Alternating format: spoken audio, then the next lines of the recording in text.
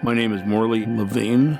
At 18 years old, realized my life wasn't going anywhere, so I decided to join the service. I went overseas not knowing what to expect, and at 19 years old, within the first 3 weeks of being overseas in a place I'd never even heard of, saw things that and did things that no 18, 19-year-old kid should ever have to do. We didn't see so much who we were shooting at or fighting, because the jungle and the trees and everything. So it was just, you watch for muzzle flashes or noises, and you did the best you could. At that time, if something happened to somebody, you couldn't worry about it hour after hour, day after day. It was done. It was over. We'll cry about it later on. And that's how it went. When you're over there under those circumstances, you don't think about what am I going to do, what if. It's just, everything's automatic. Your training kicks in, and you don't think about things other than what you're trained. It's the afterthought that you fall apart. This was life, man. This was reality. And even the bad guys, as bad as they were to us, they were human beings too. As an individual, you become very cold inside. You forget about the reality of them having a life. You're thinking about yourself and the guy next to you. That's all you think about. And you do your job. Mine blew up. I received shrapnel, got a piece of metal in my leg. Sent me to a medic's tent. They took some x-rays, pulled it out of my leg. And then some guy come walking up, and he said, asked my name and everything. And I said, what's this? I gave him the information. I said, what's this all about? He said, you're getting a Purple Heart. I said, for what? Well, you were wounded. Well, to me, being wounded meant you had to, be shot someplace, lose a limb. It took me a lot of years to say I was wounded and that I have a Purple Heart. When we got back to the United States, and the pilot came on the plane and he says, gentlemen, welcome back to the United States of America. And he started to descend.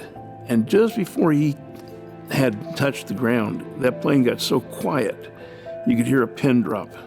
Once we hit the ground, we knew we were back in the world. It just broke loose. Everybody cheered and yelled and happy. I know when I came down those steps and hit the ground, I just dropped my knees and I kissed the ground. And I thanked the good Lord for letting me come back to the world in one piece. We came back to the world. We weren't thanked. We weren't welcomed back as heroes. We heard the negative. Get us out of Vietnam. You should not have been over there. And being in those days, you had no way to vent. I came back to the world. Nobody wanted to hear our story. I served with people that had been over there, but we didn't talk about it. There's nothing to talk about, other than what unit were you with and what you do and that type of thing. But you can't express your feelings to somebody unless they've been in your shoes. And I'm very fortunate that I'm with a group of fellows that we have breakfast every Thursday, and we all have been there. We understand each other without having to explain anything to each other. And that's been better for me than seeing any psychiatrist or psychologist the VA has to offer me. After experiencing what we've experienced in Vietnam, I will never, ever, as long as I live, take anything for granted. Anything as simple as a glass of milk, a glass of ice water, or a malted milkshake. We don't think about the things you can get. I can go to the store and buy a carton of milk. Isn't that wonderful? Go to a country where you don't. As soon as I started going in the jungle, oh my gosh, it was like I walked back 100 years in time. I'd never experienced that before.